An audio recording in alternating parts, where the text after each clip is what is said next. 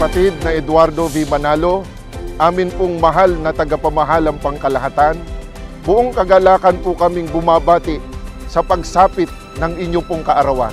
Maraming salamat po sa walang sawang pagmamalasakit at pagmamahal sa buong iglesia. Lagi po ninyo kaming tinuturuan upang lalo pong lumago ang aming pananampalataya, pag-ibig at pag-asa. Hindi po ninyo inaalintana ang pagod, mga kahadlangan o anumang mga pagsubok.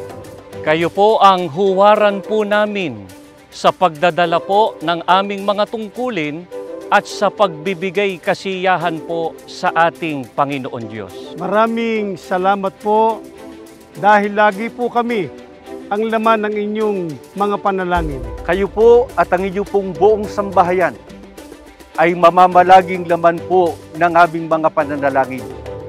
Nawa po ay patuloy kayong ingatan at gabayan ng ating Panginoong Diyos.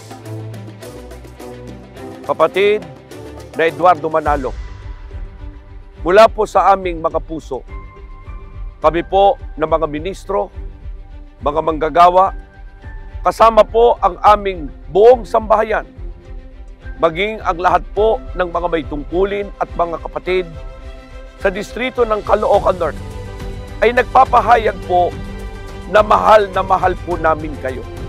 Happy birthday po! We love you po!